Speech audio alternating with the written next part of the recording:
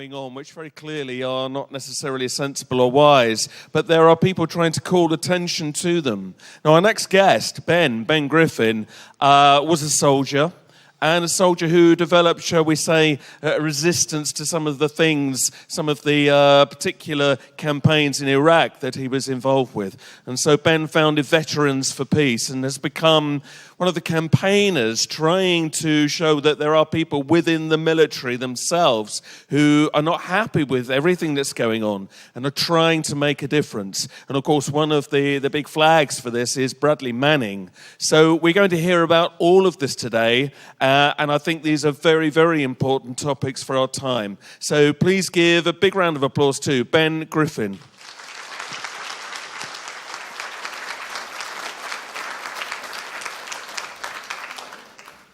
Good afternoon. Can you put your hands up if you can hear me at the back, okay? Yeah, brilliant. I'm going to start off by telling a little bit about my own story and then move on to some of the subjects that have been mentioned there. I grew up in the 80s and early 90s with a firm belief that Britain was a good country and that our military carried out noble actions, that they were involved in noble wars. I grew up watching war films on a Sunday afternoon which showed us defeating the Nazis, reading comic books, which showed sort of heroic commando actions against the Nazis and against the Germans in World War I. And I grew up with a definite belief that Britain and America were the countries that were fighting for freedom, and that any country that we fought was obviously trying to prevent the spread of freedom or to try and curtail our own freedom. When I was 13, I joined an organisation called the Army Cadet Force, and whereas before I'd had sort of an intellectual or interest in the military history, I now become to develop a practical interest. The Army Cadet Force recruits 13-year-olds. You can stay in there until you're 18. You get to march around in uniform, you get to fire weapons, and after you've been in for a while, you get to boss the other kids around. And it's quite exciting compared to school.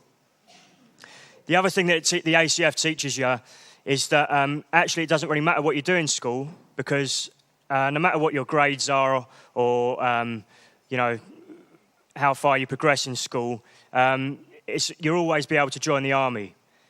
Being in the ACF is going to help your selection into the army, having learnt all those skills. And so myself and my friends in the Army Cadet Force, we sort of let our school studies go a bit. Probably didn't behave as well as we should have in school because we always knew that we could join the army. When I was 19, I joined the parachute regiment. I quickly became immersed in the culture of it. It's something that's completely alien to civilian society, and it's something I quite liked. I was quite disappointed with society. I saw it as soft and sort of no consequence, Maybe that's due to the sort of work that people are asked to do these days, a lack of physical labour, a lack of sort of obvious product for what you're doing.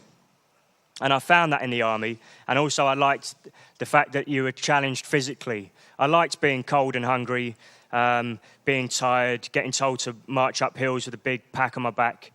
And so I really enjoyed being in the army. Like I said, I immersed myself in its culture. Something I didn't think about at the time, which became apparent afterwards, that if you'd have asked the 35 guys who I joined with why they were joining the army, you'd have got a whole load of different answers. Wanting to go to foreign countries, an active life, maybe to do some sort of canoeing or skydiving, all sorts of different reasons. But if you'd have asked the 8 of us who passed that course why we were in the army, it was because we wanted to go to war and kill people. And that kind of gives you an idea about how our brains had been manipulated during 6 months of training through constant repetition and cultural pressure put on us to change the way that we thought. And so that at the end of our training, our sort of initial response to any perceived threat was to respond with violence. I was in Para for about 6 years. I served in Northern Ireland, quite a few tours there, Macedonia and Afghanistan. And partly because of the way I'd been enculturated and also because of the sort of operations I was on, I didn't actually see much that was going wrong. And you can always rationalise why you're doing something. We're doing this because this is going to make your life better, to the indigenous people. Obviously, we always thought that we had all the answers to their problems, whether that was Northern Ireland or Afghanistan. In 2005, I was in the SAS and I deployed to Iraq. And it got to the point where I could no longer ignore what was going on. My own role in that conflict was to, on the face of it, on the tin, was to detain high-value targets. So people that the military had designated as serious players within the insurgency. However, it soon became clear to me and my colleagues that the people we were detaining had nothing to do with the insurgency. And if they were something to do with the insurgency, they weren't these high-value targets. They were more sort of low-down sort of characters. We ended up detaining lots of different people. We would detain any male of military age when we went into a building, so anyone from about 15 to 60. And then after a brief interrogation, we would hand them over for further interrogation, and then these people would end up in a secret prison network. After a few weeks and months of doing this, myself and some other colleagues as well became quite disillusioned by this. Disillusioned by the fact that at the time I thought we'd been sort of rented out to the Americans to do their dirty work for them. But also what was going on around us. It wasn't just what we were doing. Within Iraq at the time, the rules of engagement were so lax you could almost say they were non-existent. People were getting shot at checkpoints just for approaching too quickly or failing to stop in time. People were getting shot in houses where there was probably no real threat to the person who was doing the shooting. Also, the disproportionate use of force was something outrageous that I'd never seen before in Northern Ireland or Yugoslavia. The use of Spectre gunships, helicopter gunships, artillery in built-up areas, leading to many civilian casualties. Another component that was shocking was the obvious use of civilian contractors and mercenaries within that country. So whilst you had the regular military on the ground carrying out military tasks, you had this private army of contractors facilitating UK and US corporations to drain the wealth of that country that we'd occupied. In April 2005, when I was home on a week's leave, I decided that I couldn't take part in the war in Iraq anymore. And I went in front of my CO and told him that I was refusing to redeploy to Iraq. And I expected to be put in jail, I expected to go to court. But to my surprise, he told me to go home, come back the next day, and we'd work out a way around this. So I was quite shocked by this. Anyway, over the next few weeks, it was decided that the best thing for me and for the army was that I'd be released from service. So within about 2 months, I was discharged from the army. I didn't have any bad references. I got all of the benefits of leaving. And at the time, I thought that I was the only guy who'd done this. I hadn't heard about any other people doing it. When you're in the military, you live in this sort of bubble. You're not really completely aware about what's going on in civilian society. But I soon discovered that actually I wasn't the only guy who'd done this. Many people had done it. In the United States, I'll give you a few examples.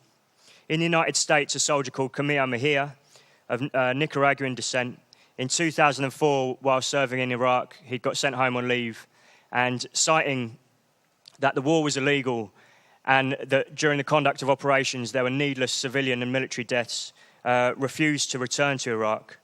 Camillo was given a year in prison, in military prison, and then discharged from the army. After I left, late in 2005, an RAF doctor called Malcolm Kendall Smith refused to train in readiness for deployment to Iraq, and then refused to deploy to Iraq, citing that he thought, having read in depth the reasons for going to war and a load of international law books, that he felt as an officer he couldn't take part in what he saw as an illegal conflict. Malcolm was taken to court-martial, sentenced to 8 months in prison and given £20,000 fine.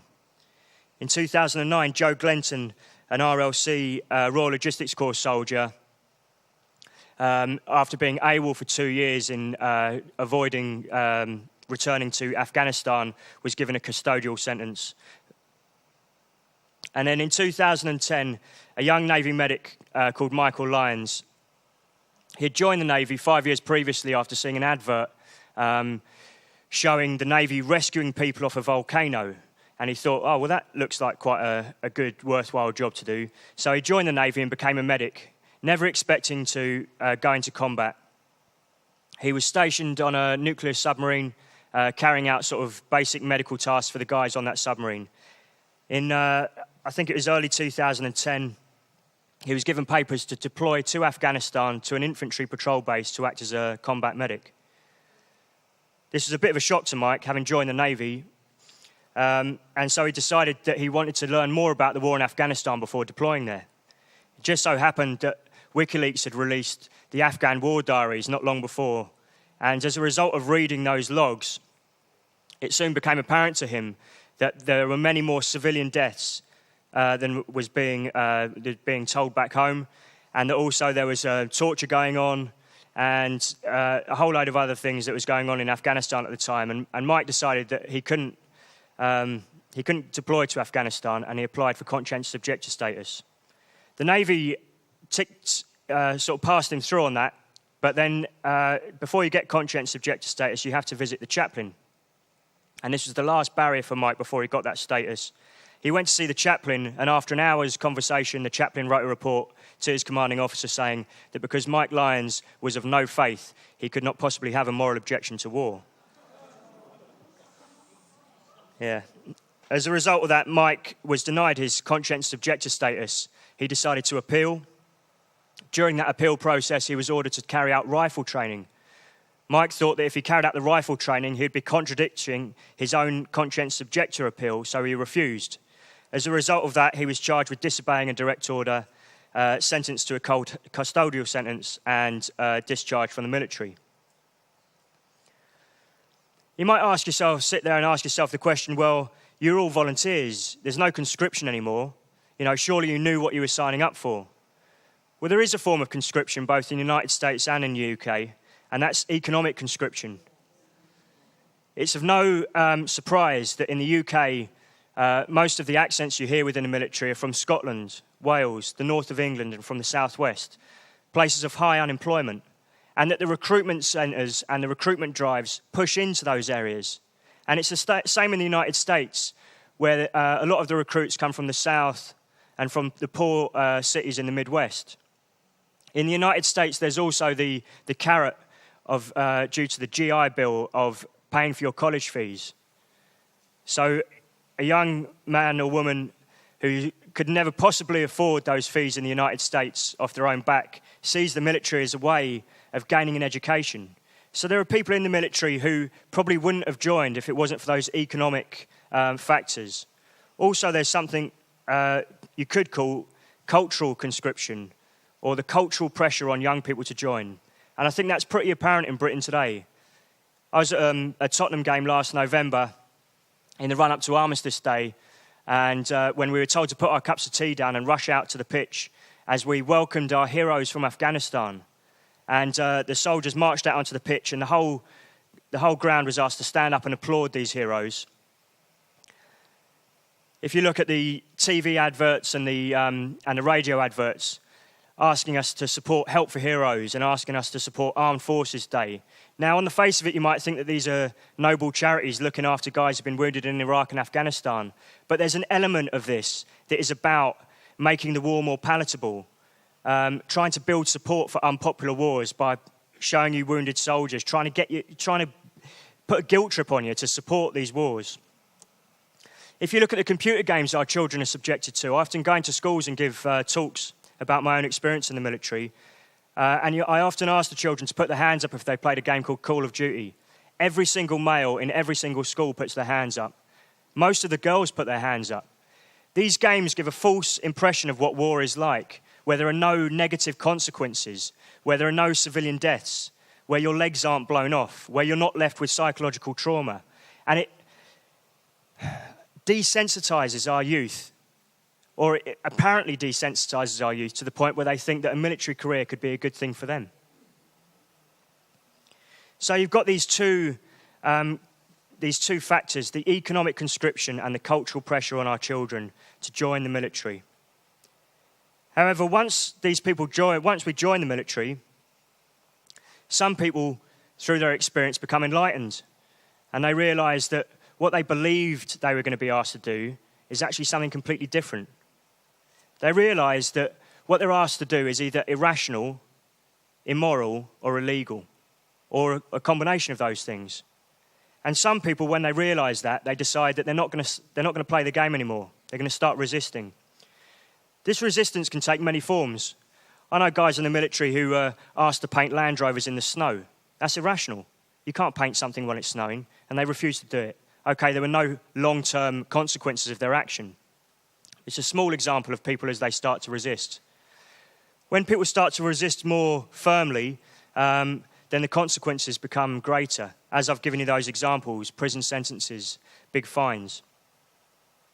The resistance can take many forms. In the United States, hundreds, if not thousands of soldiers have gone AWOL since 2001 to avoid redeployment to the wars in Iraq and Afghanistan. In this country, it's hard to know how many people have resisted the war in Iraq and Afghanistan. The only 4 people we know about are myself, Mike Lyons, Malcolm Kendall-Smith and Joe Glenton. However, I know for a fact that many people have gone to their commanding officers, voiced concerns about what they were doing and have just been released from the army because it actually suits the army not to have this out in the public. They don't want you to know how many people are resisting these wars.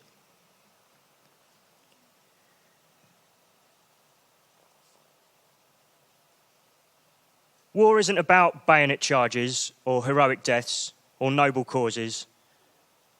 It's about killing and torture and destruction, all in the pursuit of power, status, and wealth. The types of resistance I've been talking about are usually on a sort of individual basis, where the individual soldier has decided that they don't want to take part in what is going on, usually as a product of their own conscience. However, one soldier decided to carry out an act of resistance that affected all of us. This soldier is called Bradley Manning. Bradley Manning was born in the United States in 1987 to a father who was in the US Air Force and a Welsh mother. In 2001, he moved back to Wales after his parents split up and went to high school in Haverfordwest. In 2005, after finishing high school, he went back to the States to try and find work. He went through a series of jobs, Starbucks, working in a computer shop, working for a software company, and these jobs either fell through or were just not satisfying enough for him. He wanted to go to college. His dad, having served in the Air Force, persuaded him that if you want to go to college, son, join the military. You'll get a good grounding in a skill, and then you can go to college afterwards, and they'll pay for you to do it. Bradley has been openly gay since he was in his teenage years.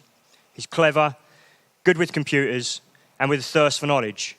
So when he went to the recruiting office, it was decided that the best form of employment for him was to become an intelligence analyst. In October 2009, Bradley Manning deployed to Iraq. He was employed as an intelligence analyst. He had access to vast databases of intelligence.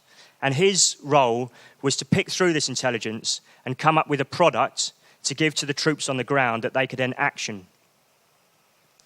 Bradley soon became disturbed by the intelligence that he was looking through. It didn't match up with what he was being told about the war on TV. It didn't match up with what he was being told about the war by his own officers. The deaths, the torture, the collateral damage, the damage to people's buildings. All of this was the untold story of the war in Iraq and Afghanistan. Bradley became so disturbed that he decided to make copies of what became known as the Afghan War Diaries and the Iraq War Logs. Now, myself and a couple of those soldiers I mentioned there and other soldiers, one of the problems we've always had when we started to speak out against the war is that people say, well, where's your evidence? Well, when I was on operations in Iraq, I didn't have a video camera, I wasn't keeping notes, I didn't have a dictaphone, and neither did the other guys who were serving. So you've just got to take our word for it that what we're telling you is the truth. However, when Manning copied the Iraq War Logs and the Afghan War Diaries and uploaded them to WikiLeaks, it gave us and you all the evidence you need as to the true nature of the war in Iraq and Afghanistan. After Manning had copied these files, he then became aware of a video. This video later became known as the collateral murder video. I'm going to show you now a shortened version of it. which just brings out the main points in the video. The longer version goes on for about 40 minutes, and I've shortened it to about 5 minutes. If you're interested, I advise you to go onto Google, just to type collateral murder, and you can watch the full version. So we're going to watch just a brief edit of that now.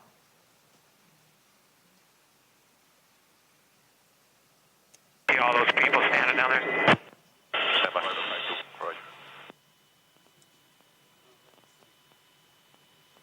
Stay firm. And open the courtyard. Yeah, roger. I just estimated there's about 20 of them. Yeah. Oh, yeah. Correct. Banners 14, route 336. I don't know if that's... Hey, Bushman, element. Copy that white 6. That's a weapon. Yeah. Hotel 26, Crazy Horse 18. We'll call for exchange by Charlie Mike Bravo. Spirit 37. I'm red, white 6, Bushman 26, Romeo. Roger. Fucking break. Hotel 26, Crazy Horse 18. Have individuals with weapons. 4 radio. Rio Banners 14. Yep, he's got a weapon too. Hotel 26, Crazy Horse 18. Have 5 to 6 individuals with AK-47s. Request permission to engage. Roger that. We have no personnel east of our position, so you are free to engage over. I'm just going to pause it there, and just to explain what's actually going on here. About a mile away are 2 Apache helicopter gunships. These individuals on the ground probably don't even know that those gunships are there. Or they know they're there, but they won't know that they're actually watching them. Not too far away is a ground force with some Bradley fighting vehicles and some infantry on the ground, and they're approaching this scene. Now, this group of individuals here is actually a Reuters film crew. The guy that you might have thought was carrying a weapon, that's actually a camera. And so there's a cameraman and a journalist, and they're just out in Baghdad trying to shoot some footage. All right, we'll be engaging. Roger, go ahead. I can't get them now because they're behind that building. Any Bushman's element? We got an RPG. All right, we got a guy with an RPG. I'm going to fire. Okay. No, hold on. Let's come around. Behind buildings right now. From our point of view. Yeah, we're going to come around and get some eyes on individual with RPG. Getting ready to fire. We won't. Yeah, we got a guy shooting. Now he's behind the building. God damn it. Coming around. Negative. He was right in front of the Brad. About there 1 o'clock. Haven't seen anything since then. Just fucking, once you get on, just open up. Again, Roger. I see your element. You got about 4 Humvees out along this. You're clear. All right, firing. Line here. What's the space line? Let me know when you have it. We'll shoot. I'm just going to pause there. Now, these Apache helicopter pilots, they would have flown many missions in Iraq, and they would probably know the difference between when an insurgent group is setting up an ambush and when you've got a group of people in the street. If you're setting up an ambush, you're not going to have 15 to 20 guys all hanging around on a corner. There aren't any weapons there. You can probably see that yourself. There are no AK-47s there. Light them all up. 202 traffic, 260s. Come on, fire. Hey, Roger. Keep shooting. Keep shooting. Bushmaster 2-6. We need to move time now. All right, we just engaged all 8 individuals. Yeah, we got 2 birds. We're still firing. Roger. Got him. 6 is a 2-6. We'll move. The men who've just killed those civilians in the street there were under no direct danger themselves. There was no chance of their helicopter being shot out of the sky by these people. The guys in the Bradley and the infantrymen were further down the road there, and they were out of harm's way as well. There was no reason to engage these people. After they'd engaged him and that guy's running off, there's no excuse for killing that guy either. Oh, fuck, sorry. I was done. God damn it, Kyle. Sorry. I hit my head. The Hotel 26, Crazy Horse 18. Oh, yeah, look at those dead bastards. Nice. 26, Crazy Horse 18. Negative, Spear 02 in flight. Free change zone 4 at this time. Spear 02, free change. Nice. Good shoot. Thank you. Now, Bushmaster, we have a a van that's approaching and picking up the bodies. Where's that van at? Right down there by the bodies. Okay, yeah. Bushmaster, Crazy Horse, we have individuals going to the scene, looks like possibly picking up bodies and weapons. Let me engage. Hey, we need to stop that so we can get down there. We Jack, need to shoot. straight south. You see my look? Roger. Break. Crazy Horse 1A, request permission to engage. Picking up the wounded. Those two little circles you can see just inside the front door there, they're two children. And I'd just like to remind you that even though this looks like a battle situation, this is a neighborhood in Baghdad. This is someone's neighborhood. This is where they live. Some people have just been shot in the street, and this person in the van is actually, going about his business. He probably didn't even know this was going to happen. Of course he didn't know it was going to happen. And he's actually carrying out the act of a good Samaritan. Yeah, we're trying to get permission to engage. Come on, let us shoot. A Bushmaster, Crazy Horse 1A. We're taking him. Bushmaster, Crazy Horse 1A. This is Bushmaster 7. Go ahead. Roger, we have a black SUV or bongo truck picking up the bodies. Request permission to engage. Bushmaster 7, Roger. This is Bushmaster 7, Roger. Engage. 1A, engage. Clear. Come on. Clear. Clear. We're engaged as well. Coming around, clear. Roger. Trying to, Clear. Roger, I lost him in the dust. I got him. I'm firing. George, this is Bushmaster 4. You got any BDA on that truck? Over. You're clear. This is Crazy Horse, stand by. Not shooting for some reason. Go ahead. I think the van's disabled. Go ahead and shoot it. I got an azimuth limit for some reason. Well, left. When he said go left there, that's because he's hit someone else's house. They're hitting the wrong building. It just sort of highlights the danger of being in these places if you're a civilian. Your own house might get hit just by mistake. Clear left.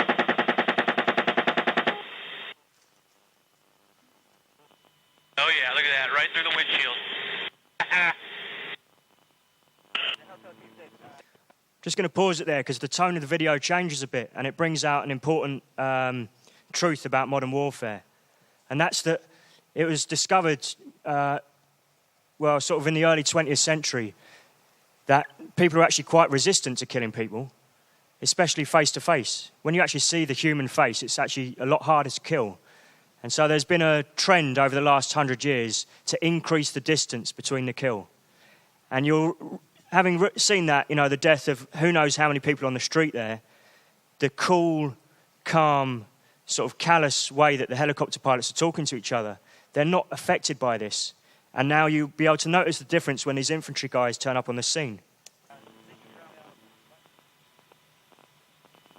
Hey, I need to get the brass to drop ramps. I got a wounded girl. We need to take the rest of mine. We'll call arrival. Aggressive 20, Commando 89ers active. Port arrival 311. 20. Baghdad radio, aggressive 3-4 is off zone 208 for zone 1. Call for exchange. Aggressive 4-3, zone correction. Oh, it's their fault for bringing their kids to a battle.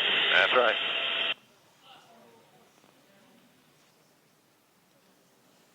That last, it's not the last statement in that video. It goes on for some time after that, but it kind of encapsulates a certain attitude towards other people's countries.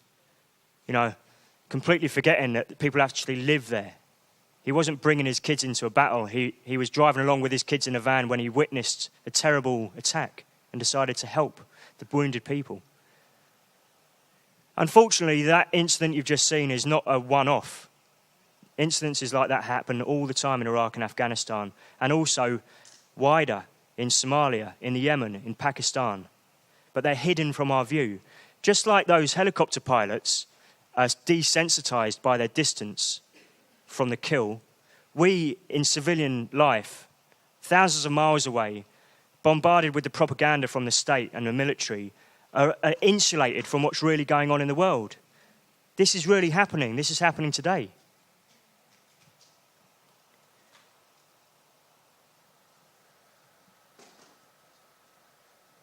That video also highlights the disproportionate use of force in Iraq and Afghanistan. It was something that surprised me when I was out there.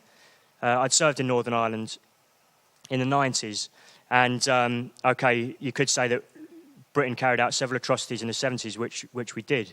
But by the time we were serving in the 90s, the British Army was very careful about how much force they used to make sure that it wasn't over the top, that it was proportionate to the threat that you were facing. And it seems that this has all been thrown out the window now with the use of helicopter gunships in built-up areas.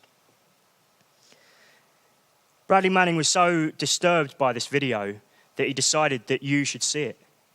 He uploaded it to the WikiLeaks website. But that wasn't the first time he tried to upload it. Before that, he'd gone to the Washington Post. And they decided that they didn't want to show this to you.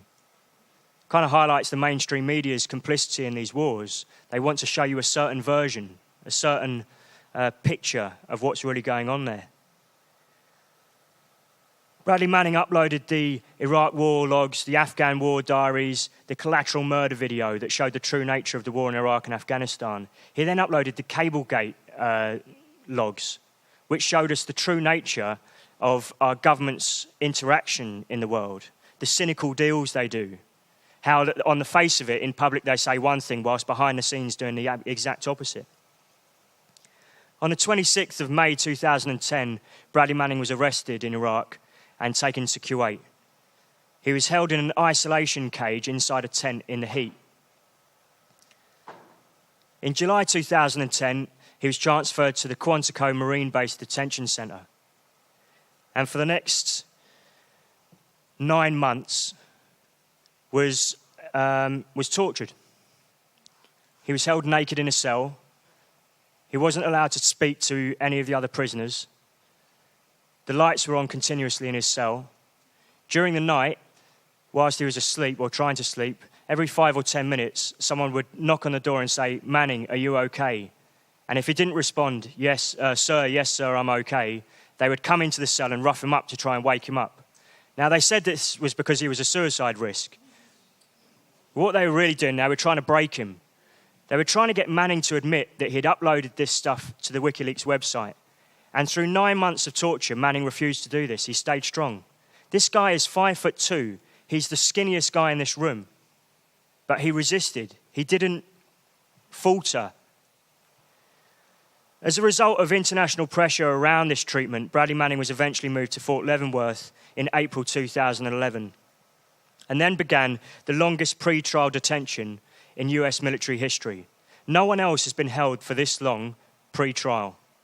During that period, there have been numerous pre-motion hearings where the prosecution, they haven't attempted, they have achieved this.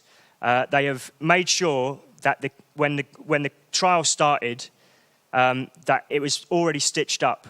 You can have this witness, you can't have this witness. You can argue this, you can't argue that. To make sure that by the time it got to trial, it was pretty much a done deal. Manning's trial started a couple of months ago, or the start of last month. The strongest charges he faces from the US government are aiding the enemy. Now, there's probably some people in this room who think, yeah, he did aid the enemy. He passed that stuff to WikiLeaks. They published it.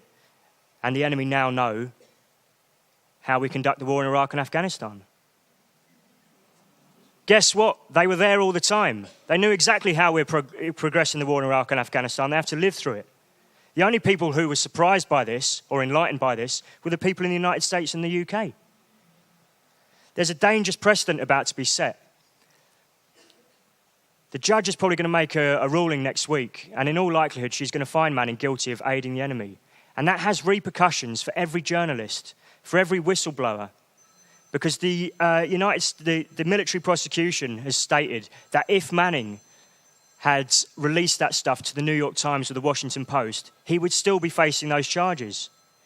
Under the Obama administration, more whistleblowers have been prosecuted than all the whistleblowers prosecuted by all the previous presidents in United States history. This guy is making a clampdown on stopping the public from knowing the true nature of what's going on. Manning's also accused of stealing the data. Now, this is quite an easy charge to refute. He didn't steal it, he copied it. To steal something, you have to remove it. The US government would have no longer to have access to that.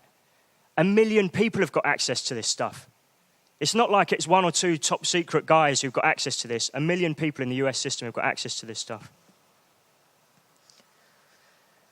Bradley Manning acted not out of selfishness or wanting to cause his country damage. He acted because he thought that you and I should know the true nature of the war in Iraq and Afghanistan. His act of resistance is probably the most significant act carried out by a serving soldier in the whole of history. I can't think of another incident where someone has made such an impact. And I'd just like to quickly go through some of the things we know as a result of these of his resistance.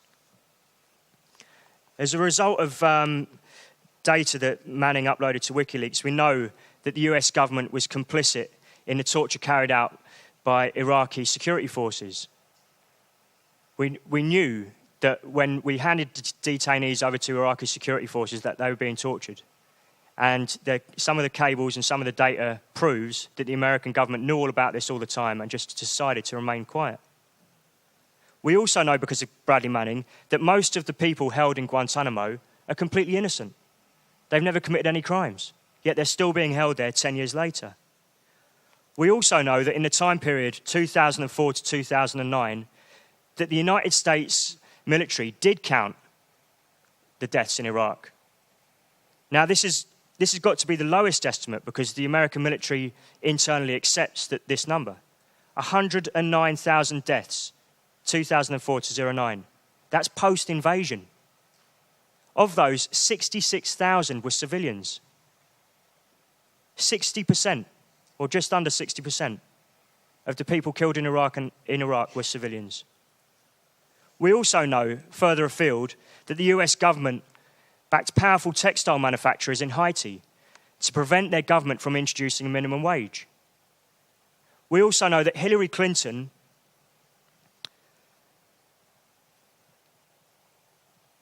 signed off on a national human collection directive that allowed US diplomats to collect biometric data at the UN of other UN officials, including the Secretary General. Signed off on them collecting credit card information and passwords. This is the US Secretary of State, complicit in spying at the UN. In 2008, the International Atomic Energy Agency warned Japan about the effects of seismic activity of the nuclear on the nuclear reactors in Fukushima and other sites. So in 2008, 3 years before Fukushima, the Japanese and the Americans already knew that there was a danger there. Fukushima, sorry if I'm pronouncing that wrong, but that's now been classified as just as severe as Chernobyl. And they knew about this 3 years before. And we also know that in December 2009, President Obama, just weeks after taking office, authorized a secret drone continuing operation in the Yemen, and struck a deal with the president there, Saleh, that the Yemenis would accept all responsibility for the drone strikes. So the Americans are over there carrying out assassinations with their drones, and then the Yemeni government puts their hands up and said, yes, it was us, we did that. And we know all of these things and many other things because of the bravery of Bradley Manning.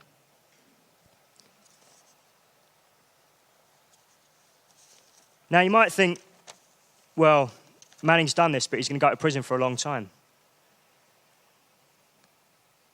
You know, how good is that for him? But having read about Manning and talked with guys who've resisted from within the military, it's often the case that what happens, that the personal outcome of these situations is irrelevant in some ways. These people feel an obligation, a duty to do this, to resist, to refuse to continue serving, to refuse to kill people, refuse to torture. When they see this vast amount of data that they think the public should know, they don't think about what could happen to them. They think, I think people need to know this. And they do it regardless. Some of the guys I mentioned earlier, Camille Mejia, Joe Glenton, Mike Lyons, after they left the military, they didn't just stop there. They continued to resist.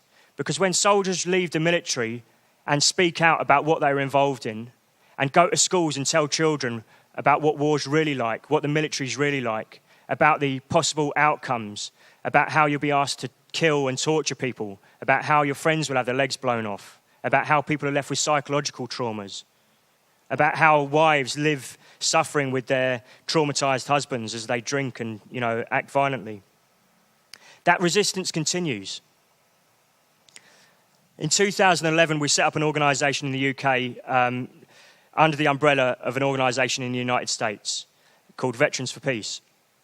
In 1985, a group of veterans in America, mostly Vietnam veterans, were outraged by their government's activity in Central America and decided to set up an organisation of veterans that would campaign, in the end, to abolish war.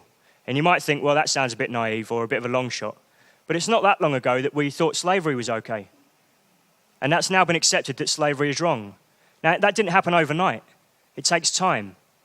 But that's what we're working towards. To show to the people that war is not the answer to our problems. Because too often, when we're faced with a problem in the world, we automatically think of the violent solution. Civil war in Syria, send in the troops. Civil war in Libya, send in the troops. But the outcomes are never our desired outcomes. We've got to stop thinking about violence as a way of achieving our aims and start to look to other alternatives. But until we take violence off the table, we'll be blinded by it and we won't be able to think of the other alternatives, the thousands of other alternative routes of action that we could take. So in 2011, myself and a few other veterans, like I said, we set up Veterans for Peace in the UK. We're actually part of the American organisation. And since then, other guys have started to set up groups in Australia, in Ireland, Spain and Germany. And we're trying to build a global movement of veterans that aren't confined to their own nationalities and have a common cause. So thanks a lot for listening to that today. And if you're interested in any more about this subject, you can check out our website, veteransforpeace.org.uk. You can follow the plight of Bradley Manning at bradleymanning.org. And you can see the full version of that video at collateralmurder.com. Thank you very much. Ben Griffin.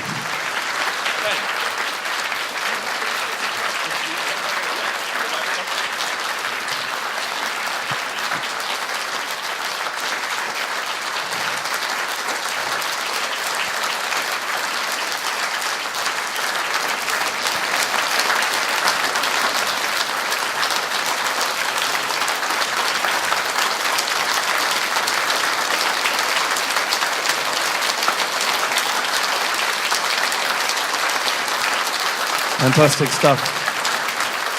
Thank you. Well deserved. We have some time for questions, so if anybody has a question, I'll start with you. Can you just bear with me 1 second? Just pass. Hi, Ben. I imagine you're not a trained psychologist, but you said that when you came out of the cadets, I think it was, your motivation was to kill. Can you give us a bit of an idea of how that happens, the psychological process?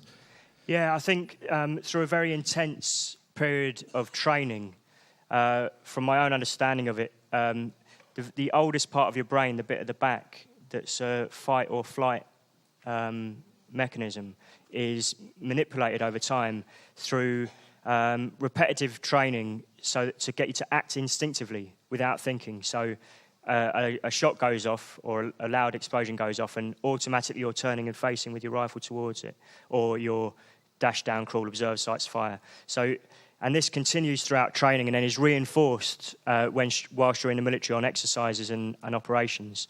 So it's going into the old part of your brain and making sure that you've got a readiness for violence when you perceive threat. Got one more here. Hi. You mentioned one or two other people who have resisted, apart from yourself, and most of them seem to have ended up in jail. Do you know why you didn't? Yeah, the military isn't a sort of homogeneous structure.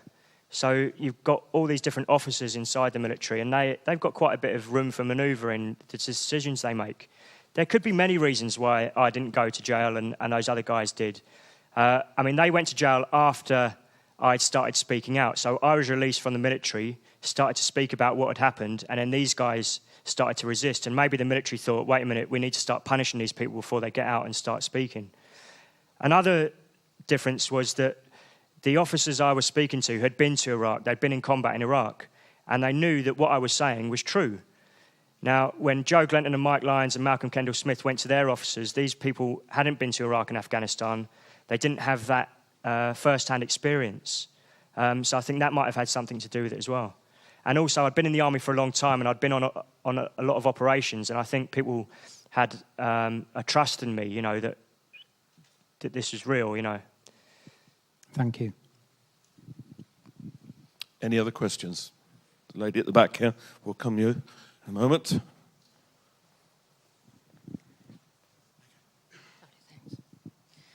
The film that you showed us was obviously of Americans, and Wiggins is American. You're saying also that the British Army is almost as bad or as bad. Do you think we've learned this from the Americans, or are we all on the same level? There was an argument being pushed at the start of the invasion into Iraq that you're going to have this coalition, which was basically 90% American, 10% British, and that Britain was going to act as some sort of brake on the 90%, you know, to stop these sort of over-the-top reactions. But actually what's happened, and it's not surprising, is that rather than the 90% becoming like the 10% became like the 90%. And, yeah, there's lots of incidences of this in Iraq that are probably, you know, that they're not that well known. And definitely since we've been in Afghanistan, our method of operating has become more American. So we're more likely to kill, more likely to use heavy weapons than we were previously. Yes, thank you. And just to add to that as well, when you enter in a coalition, if you imagine back to World War II, where Germany and Austria are in effect in a coalition, whatever your partner does, you are equally complicit in. So it's no good saying, oh, look at what the Americans are doing, how bad they are. We're equally complicit in that by entering into a coalition. I understand 100,000 people have now signed a petition to award Bradley Manning the Nobel Peace Prize for what he did. My question to you is, Bradley Manning's given his life for us. What can we now do for Bradley Manning? Sure. I mean, I wouldn't want the Nobel Peace Prize when you think that Kissinger and Obama have got it. I wouldn't want to be in their company. But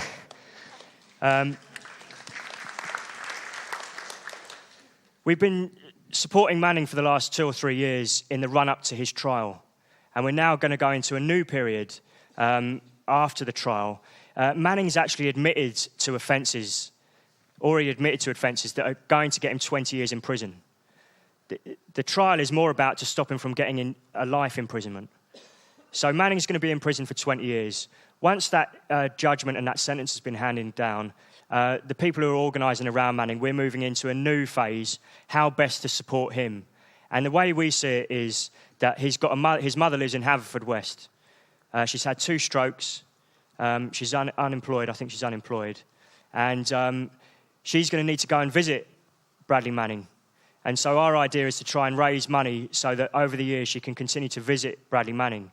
Because a friend of mine who spent a long time in jail told me that one of the only ways that you can get through a long prison sentence is knowing that people support you.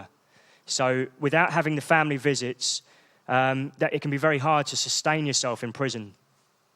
So we're going to be looking to raise money to send his mum over. Also, never think that sending a letter doesn't mean anything. You know, every letter that Bradley Manning will get will give him that bit of strength to continue his resistance. So if you go onto the bradleymanning.org website, there's an address there. You can write to Bradley Manning. You can tell him how brave you think he is, or you can just tell him about, you know, your own life and all the rest of it, because he's been in prison now for 3 years, so I'm sure he'll be interested. Okay, do we have a question on this side at all? I think we did. Yep, hold on. Thank you so much for speaking up, and may you continue to do so. I'm interested that you've been speaking in schools.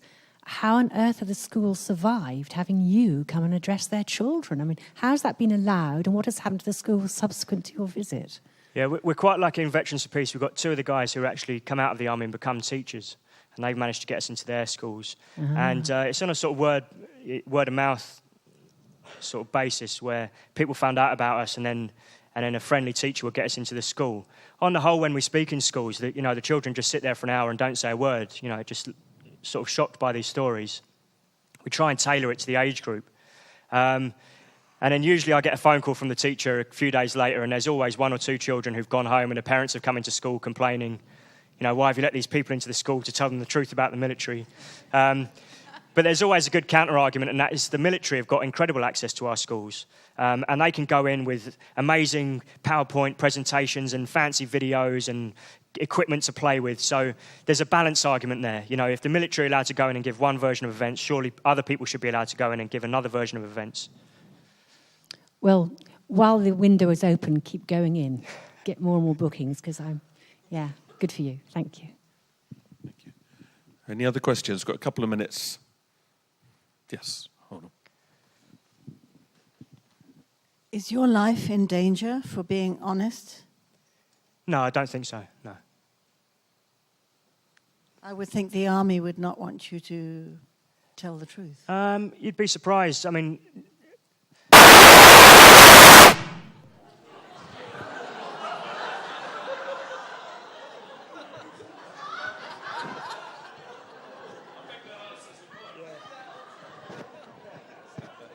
Sorry about that.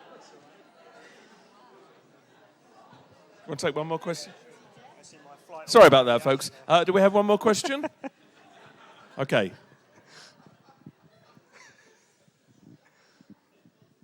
Hi, this is partly going along from where we seem to have arrived at, but you're somebody who's seen the truth, you've been prepared to perceive it as it is, to keep looking at it, and more importantly, to act on it.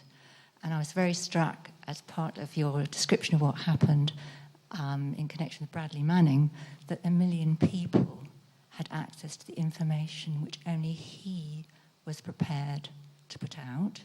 And I'm also mindful of what's happened recently in connection with Edward Snowden, who's blown the whistle on the total surveillance program that actually is going on already. And from what I can gather, a lot of people seem to think that is okay and there isn't a problem. So I'd be really interested to hear what your feelings are in terms of how we can engage more people in seeing the truth and acting on it. Sure. I mean, those same pressures that lead people into the military, economic pressure, cultural pressure, act on people whilst they're in the military or in the NSA or the CIA to conform. Their mortgage is reliant on it. Their status is reliant on that job. So it is difficult for people to break that mould.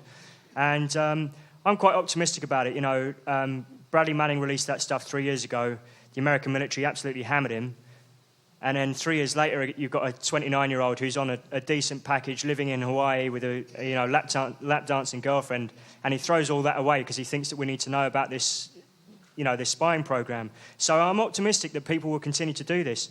Also, we've got to acknowledge that the younger generation are growing up entirely immersed in the internet, and they're whilst the internet's still sort of open, they're sort of bombarded with a whole load of different messages. It's not just the messages of the state, it's a whole load of ideas. There's this sort of growing ideology about the freedom of information and the anti-censorship, anti-copyright, which is sort of building with the younger generation within the internet. These people are technical people. The CIA, GCHQ, they need technical people. They're going to employ these people, right? These people are going to be on the inside at one point, and it only takes one or two to create a big difference. It only took Bradley Manning for all that information to come out. It only took one man, Edward Snowden, to do that. I think the most important thing for us, I don't know about you, but I'm not very techie, and I don't see me working inside the CIA or the NSA anytime soon, is to encourage these people and support these people. And that doesn't just mean turning up to a march or signing a petition, you know. We've got to try and think of ways to try and support these people, you know, whether it's raising money for Bradley Manning's mum to go over to the States. We need to think about this. I haven't got all the answers to these problems, but we need to think about how to support these people. If we want to encourage more people to do that, we can't just leave them hanging dry once they've carried out these acts of resistance. All right, one more question. One more question over here.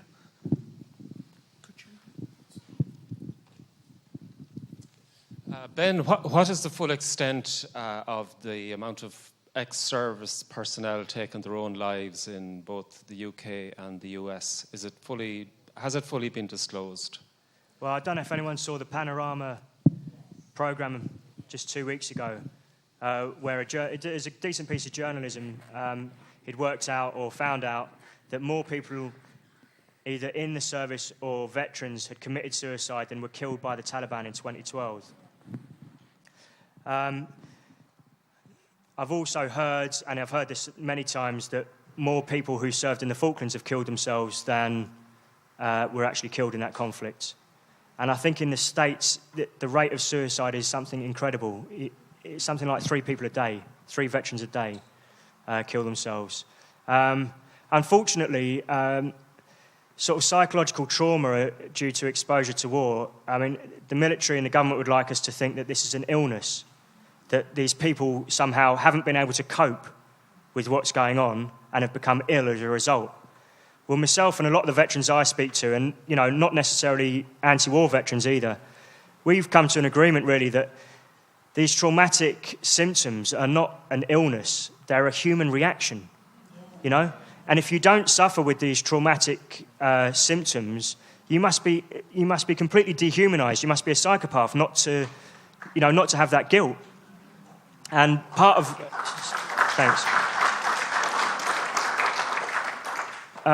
what the military and the government would like to do, they like to talk about treatment, as if you can cure someone of this psychological trauma.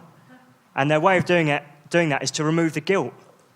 Well, you should feel guilty if you've been involved in this stuff, just as we as a society should feel a collective guilt about this. So unfortunately, I think that suicide is a side effect or an outcome of sending young people into conflict. I'd like to know how many young Iraqis, how many young Afghans have killed themselves as a result of our occupation. I'm sure those figures are pretty high too.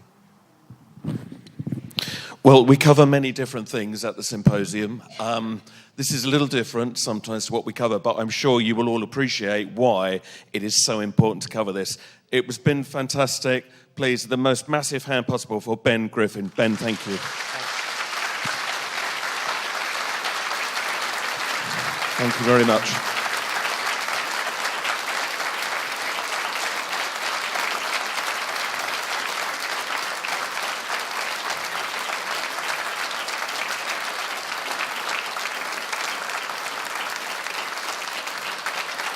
Thank you.